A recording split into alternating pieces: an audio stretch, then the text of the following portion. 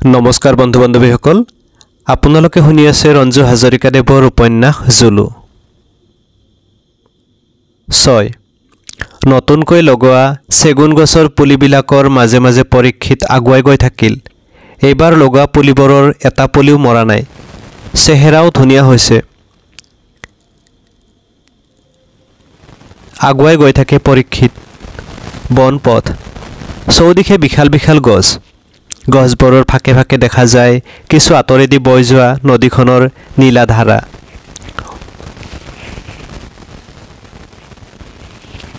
ওপৰৰ সেউজীয়া পাতৰ জালি পথৰেও দেখা যায় নীলা আকাশখনৰ অংশ বিশেষ শৰৎ কাললৈ আৰু বেছি দিন নাই শৰতৰ প্ৰশান্ত বতাহ গাত লাগিলে পুৱাৰ ৰ'দত চৌদিশ জলমল কৰিছে বৰ্ষাৰ পিছত যেন প্ৰকৃতিৰ খুচি স্নিগ্ধ শ্যাম শোভা নদীৰ পাৰে পাৰে অনেক দূৰ আগবাঢ়ি যায় পৰীক্ষিত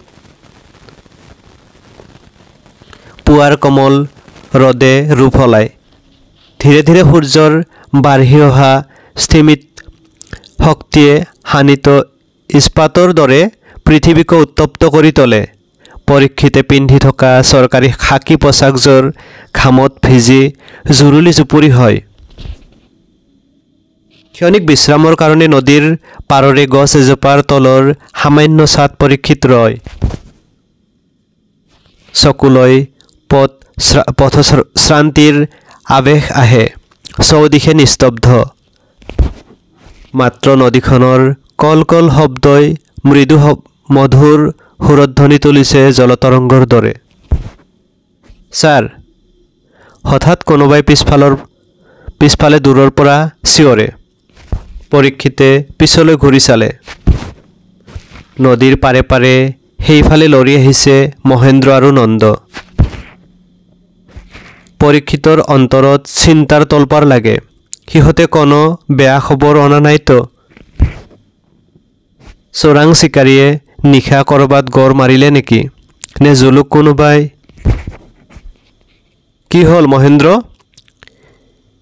সিহঁত ওচৰ চপাৰ লগে লগে উৎকণ্ঠাৰে পৰীক্ষিতে সুধিলে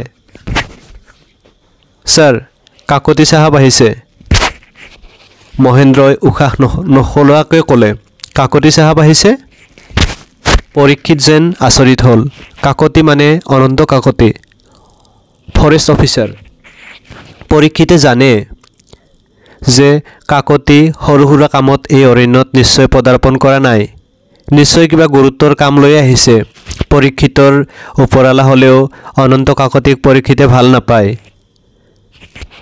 সহজে কাকতিয়ে দুৰ্নীতিক প্ৰশ্ৰয় দিব পাৰে তেওঁৰ বিৰুদ্ধে অনেকবাৰ চৰকাৰৰ ঘৰত গছৰ উঠিছে অসমৰ বন বিভাগত অনন্ত কাকতিৰ চৰিত্ৰৰ দৰে আটাইকেইজন বৰমৰীয়াৰ চৰিত্ৰ হোৱা হ'লে অভয়াৰণ্যসমূহত ইমান দিন জীৱ জন্তু এটাও নাথাকিলেহেঁতেন অনন্ত কাকতি হঠাৎ কিয় এই অৰণ্যলৈ আহিল পৰীক্ষিতে বুজিবলৈ টান পালে ব'লা মই গৈছোঁ লগত আৰু কোনোবা আহিছে নেকি পৰীক্ষিতে সুধিল হয় ছাৰ লগত DFO গগৈও আহিছে মহেন্দ্ৰই উত্তৰ দিলে DFO গগৈ মনতে উচ্চাৰণ কৰিলে পৰীক্ষিতে হিৰণ্য গগৈ মানুহজন বৰ শান্ত বয়সো হৈছে যথেষ্ট যে যি কয় তাতে হৈভৰ দিয়ে সেইকাৰণে মানুহজনক তলতীয়া কৰ্মচাৰীসকলে ভাল পায় পৰীক্ষিত দ্ৰুত পদক্ষেপেৰে পুনৰ উভতিল অফিচটোৰ সন্মুখতে চৰকাৰী জীপখন পৰীক্ষিতে দেখা পালে ড্ৰাইভাৰটোৱে জীপখনৰ আঁৰলৈ চিগাৰেট সোপাত ব্যস্ত অকস্মাত পৰীক্ষিতক দেখি চিগাৰেটটো পেলাই ভৰিৰে গচকি ধৰি হাঁহি এটা মাৰি ক'লে চালাম চাহাব চালাম কি খবৰ ভাল পৰীক্ষিতে সুধিলে হয় ছাৰ ভালে পৰীক্ষিত অফিচ কোঠালৈ সোমাই গ'ল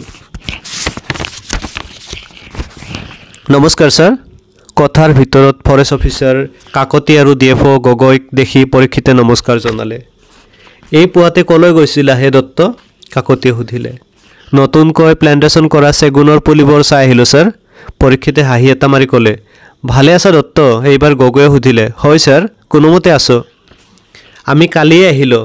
নিশাটো ডাক বাংলাত কটাই এতিয়া তোমাৰ খবৰ ল'বলৈ এই বুলি এইখিনি পালোহি, গগৈয়ে ক'লে। তুমি ইয়াত আহি কি খেলা আৰম্ভ কৰিছে হে দত্ত? কাকতিয়ে চিগাৰেট এটা জ্বলাই প্ৰশ্ন কৰিলে। খেলা? কাকতিৰ কথা শুনি অবাক হ'ল পৰীক্ষিত। তোমাৰ বিপক্ষে ওচৰ পাজৰৰ ইমান লিখালিখি কিয় চলাই আছে? কি লিখিছে তেওঁলোকে? পৰীক্ষিতে ওলটাই সুধিলে। এই অৰণ্যৰ এটা মহে গাঁৱে ভূঞে সোমাই প্ৰলয়ৰ সৃষ্টি কৰিছে, অথচ তুমি অবাক এই বিষয়ে জনোৱা নাই কিয়? আমাক এই বিষয়ে জনোৱা নাই কিয়? এইবোৰ কথাৰ কোনো সত্যতা নাই কাৰণে আপোনালোকক জনোৱা নাই। ইয়াত এটা বলিয়া মহ আছে বুলি তোমাৰ আগতে ইয়াত থকা বিমল বৰুৱেও অনেক ৰিপৰ্ট দাখিল কৰিছিল। চৰকাৰে মহটো বধ কৰিবলৈকো নিৰ্দেশ দিছিল। কিন্তু তুমি আহি ৰিপৰ্ট দিলা যে এই অৰণ্যত কোনো বলিয়া মহ নাই আৰু অৰণ্যৰ পৰা গৈ গাঁও ভূঁইতো কোনো মহে অত্যাচাৰ কৰা নাই। তাৰ মানে তুমি ক'ব খোজা নেকি বিমলহঁতে দাখিল কৰা ৰিপৰ্ট ভুল আৰু তোমাৰ ৰিপৰ্টটোৱে শুদ্ধ? হয় ছাৰ, মোৰ ৰিপৰ্টটোৱে শুদ্ধ, পৰীক্ষিতে দৃঢ়তাৰে ক'লে। তাৰ মানে সেই মহটো বলিয়া নহয়? ৰিপৰ্ট দিয়া মানুহবোৰহে বলিয়া। সেই মানুহবোৰৰ কি স্বাৰ্থ আছে এটা মহৰ বিপক্ষে এনেদৰে আবেদন কৰাৰ?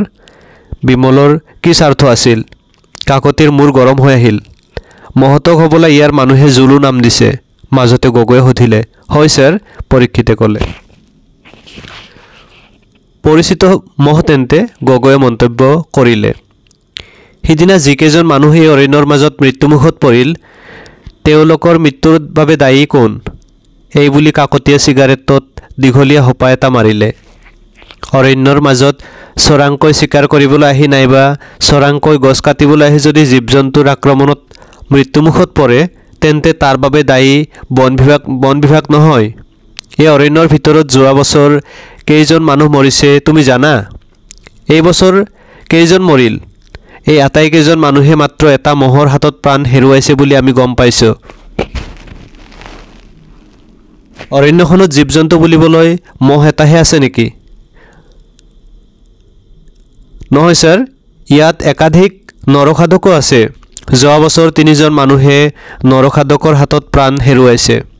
অৰণ্যৰ ভিতৰত হাতীৰ আক্ৰমণত প্ৰাণ হেৰুৱাইছে এজনে। আৰু তোমাৰ জুলুৱে? জুলুৱে অকল মানুহে নিধন কৰা নাই, 2টা বাঘো নিধন কৰিছে। আপুনি জুলুক দেখিলে বুজিব পাৰিব ছাৰ। প্ৰকৃততে জুলু শান্ত শিষ্ট আৰু নিৰ্দোষী। জুলুৰ বিষয়ে আপুনি ইয়াত কাম কৰা আন কৰ্মচাৰীকো সুধিব পাৰে। আমি তাৰ গাত হাত ফুৰাবলৈকো সক্ষম হৈছোঁ। জুলুৱে গাঁৱে ভূঞে সোমাই কোনোফালে কাৰো অনিষ্ট কৰা নাই। তুমি মোক জুলুৰ বিষয়ে চাৰ্টিফিকেট দিব নালাগে। মোক তুমি কোৱাচোন, জুলুৰ ওপৰত গাঁৱৰ মানুহৰ ইমান ঈৰ্ষা কিয়? অৰণ্যতো আন জীৱ জন্তুও আছে, অনেক আছে। কাকতিয়ে প্ৰশ্নবোধক দৃষ্টিৰে পৰীক্ষিতলৈ চালে।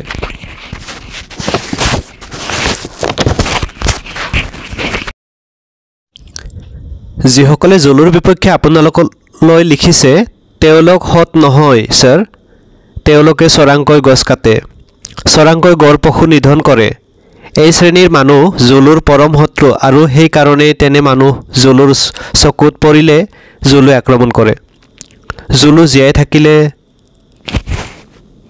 তুমি এইবোৰ কাহিনী ভালদৰে লিখি কোনোবা প্ৰকাশকলৈ পঠোৱা, শীঘ্ৰে প্ৰকাশ হৈ ওলাব। আমাক তুমি শিশু বুলি ভাবিছা নেকি? কাকতি গৰজি উঠিল। সেইটোৰ নিচিনা আৰু কেইটামান মহ থকা হ'লে আমাৰ চাকৰিবোৰেই নাথাকিলেহেঁতেন। এটা মহে যেতিয়া গোটেই অৰণ্য তদাৰক কৰিব পাৰে, তোমালোক ইয়াত কিয় আছা? পৰীক্ষিত নীৰৱে থিয় হৈ থাকিল। আজি কেইদিনমান আগতে ওচৰৰ কোনোবা এখন গাঁৱৰ কেইবাজনমান মানুহে মহতৰ বিষয়ে তোমাক ক'বলৈ আহিছিল আৰু সিহঁতক তুমি অপমান কৰি খেদি দিছা। এইবোৰ মিছা কথা ছাৰ, মই তেওঁলোকক কেতিয়াও অপমান কৰা নাছিলোঁ, পৰীক্ষিতে আচৰিত হৈ ক'লে। বাৰু কোৱাচোন, তোমাৰ মহতৰ প্ৰতি ইমান প্ৰীতি কিয়? তীক্ষ্ণ দৃষ্টি নিক্ষেপ কৰিলে কাকতিয়ে। অকল মহতৰ প্ৰতিয়ে নহয় ছাৰ, সকলোবোৰ জীৱ জন্তুৰ প্ৰতি মোৰ প্ৰীতি আছে। সিহঁতক ৰক্ষা কৰাই মোৰ কৰ্তব্য। সিহঁতক ৰক্ষা কৰিবলৈতো মোৰ এই চাকৰি ছাৰ, পৰীক্ষিতে হাঁহিবলৈ চেষ্টা কৰিলে। ধন্য পশুপ্ৰেমী, তুমি নিশ্চয় জয় এডামছন নাইবা জিম কৰবেটৰ পূৰ্বজন্মৰ বংশধৰ আছিলা। ঠাট্টা কৰি ক'লে কাকতিয়ে। ছাৰ, এটা কথা কওঁ, যদি অনুমতি দিয়ে। পৰীক্ষিতৰ মুখৰ মাংসপেশীবোৰ মুহূৰ্ততে কঠিন হ'ল। কি কথা কোৱাচোন? ডিএফঅ গগৈয়ে সুধিলে। আজি এমাহমানৰ আগত চোৰাং চিকাৰীৰ হাতত এটা গড় নিহত হৈছিল। চোৰাং চিকাৰীকেইজনক মই ধৰাও পেলাইছিলোঁ। এই বিষয়ে লিখা মোৰ ৰিপৰ্টৰ ওপৰত আজি পৰ্যন্ত দেখোন কোনো বিচাৰেই নহ'ল, অথচ এটা নিৰীহ মহৰ ওপৰত কিছুমান অসৎ লোকে লিখা কথাটোতে আপোনালোক আজি ইয়ালৈ দৌৰি আহিছে। আপোনালোক এটা গড় এই অৰণ্যত নিধন হৈছে, তাৰ বাবে দায়ী তুমি। কাকতিয়ে খঙত ঢকিয়াই উঠিল। মই স্বীকাৰ কৰোঁ ছাৰ, কিন্তু যিসকল লোক এই অৰণ্যত সোমাই বনৰীয়া মহ বা আন প্ৰাণীৰ আক্ৰমণত প্ৰাণ হেৰুৱাইছে তাৰ বাবে দায়ী কোন? যদি তাৰ বাবে ময়ে দায়ী হ'ব লগা হয়, তেন্তে মই নিশ্চয় দায় সাৰিবলৈ যি ইচ্ছা তাকে কৰিব পাৰোঁ। কাজিৰঙাৰ দৰে ইয়াতো গুলীয়াগুলী চলিব, যিটো প্ৰকৃততে মই নিবিচাৰোঁ ছাৰ। এই অৰণ্যৰ সকলোখিনি দায়িত্ব তোমাৰ ওপৰত। কোনোবা চোৰাং চিকাৰীক বলেৰে বাধা দিবলগীয়া হ'লে তুমি গুলীয়াবলৈকো কুণ্ঠিত নহ'বা। সেইখিনি অধিকাৰ তোমাৰ আছে, ডিএফঅ গগৈয়ে খুব লাহে লাহে কথাখিনি ক'লে। কাকতিয়ে গগৈৰ কথাখিনি বৰ ভাল নাপালে যদিও মূৰ দুপিয়াই শলাগিলে। শুনা পৰীক্ষিত, এই সম্পূৰ্ণ এটা মাহ জুলুৰ গতিবিধি নিৰীক্ষণ কৰিবলৈ আমি তিনিজনীয়া দল এটা এই অৰণ্যলৈ পঠাম। তেওঁলোক কাইলৈ আহিব। তেওঁলোকৰ থকা মেলা সা সুবিধাৰ ওপৰত তুমি লক্ষ্য ৰাখিবা। তেওঁলোকে দিয়া ৰিপৰ্টৰ ওপৰত ভিত্তি কৰিয়ে আমি জুলুৰ ব্যৱস্থা কৰিম। কাকতি আগৰ চিগাৰেটটো পেলাই আন এটা জ্বলালে। মোৰ ৰিপৰ্টৰ ওপৰত আপোনালোকৰ বিশ্বাস নাই যেতিয়া মোৰ ক'বলগীয়া একো নাই ছাৰ, পৰীক্ষিতে কৰুণ কণ্ঠেৰে ক'লে। তোমাৰ ৰিপৰ্টৰ ওপৰত বিশ্বাস কৰা হৈছে কাৰণে বিমল বৰুৱাই দিয়া ৰিপৰ্টৰ ওপৰত যি নোট দিয়া হৈছিল তাক বাতিল কৰা হ'ল আৰু জুলুক বধ কৰা অৰ্ডাৰটো স্থগিত ৰখা হ'ল। পৰীক্ষিতে দুনাই একো নকৈ এটা দীঘল হুমুনিয়া হেৰিলে। কাকতি আৰু গগৈ গ'লগৈ। কথাটোৰ ভিতৰত পৰীক্ষিত বহি ৰ'ল অকলশৰে অনেক সময় ধৰি। এটাৰ পিছত এটা চিগাৰেট জ্বলাই চিগাৰেটৰ টুকুৰাৰে এষ্ট্ৰে ভৰাই পেলালে। ছাৰ, কাৰোবাৰ মাতত পৰীক্ষিত উচপ খাই উঠিল। দুৱাৰমুখলৈ চাই দেখে যে ধৰ্ম থিয় হৈ আছে। হাতত থকা চিগাৰেটৰ টুকুৰাটো এষ্ট্ৰেত পেলাই দি পৰীক্ষিতে প্ৰশ্ন কৰিলে, কি হ'ল ধৰ্ম? ছাৰ, আপুনি ভাত নাখায়? 1 বাজি কেতিয়াবাই পাৰ হ'ল। খাম, পৰীক্ষিতে হাতৰ ঘড়ীলৈ চাই ক'লে। ধৰ্ম কিছু সময় মনে মনে ৰ'ল। ছাৰ, এটা কথা সোধো, ধৰ্মই মাত লগালে। কি কথা? এটা বনৰীয়া মহৰ কাৰণে গোটেই জগতখন ইমান ব্যস্ত হৈ কিয় পৰিছে? মানুহবোৰ পশুতকৈও নিজ হৈ পৰিছে দেখোন। ইমানবোৰ শত্ৰু লৈ সেই মহটো ইয়াত কেনেকৈ বাচি থাকিব? এদিন নহয় এদিন সি শত্ৰুৰ হাতত প্ৰাণ হেৰুৱাবই ছাৰ। ধৰ্মৰ কথাবোৰ শুনি পৰীক্ষিতে কিছু সময় নীৰৱ হৈ ৰ'ল। ধৰ্মই এক দৃষ্টিৰে পৰীক্ষিতৰ মুখলৈ চাই ৰ'ল।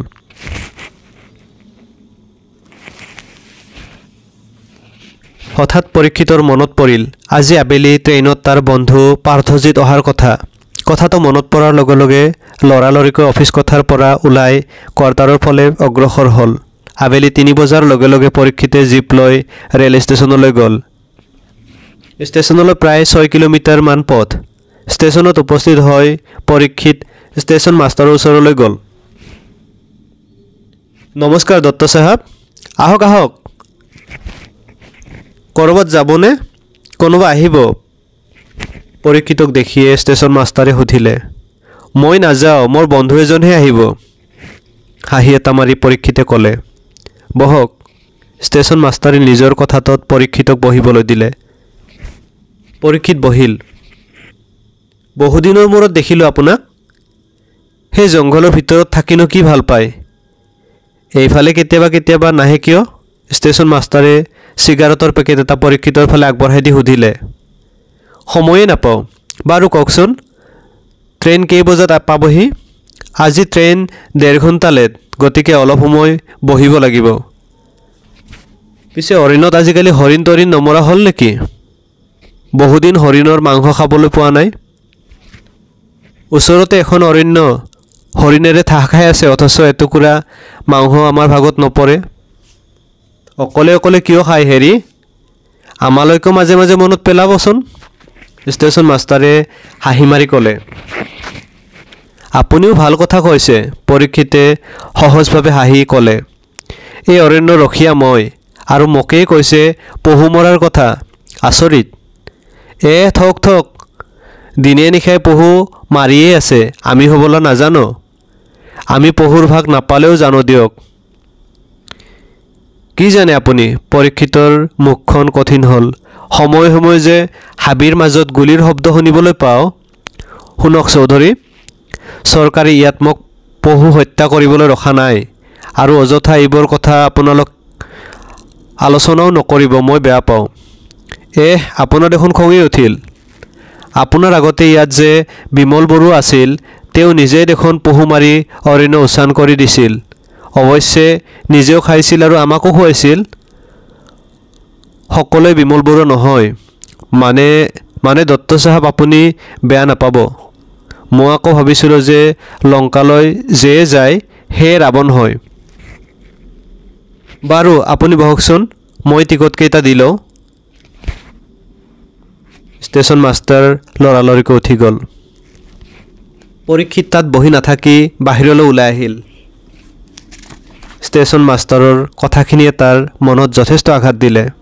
হয়তো ষ্টেচন মাষ্টাৰৰ কথাখিনি মিছা নহয়, আৰু সেই কথাৰ প্ৰতিবাদ কৰি লাভো নাই। অকল পৰীক্ষিতেই নিজৰ কৰ্তব্য পথত অবিচলিত হৈ থাকিলে কি হ'ব?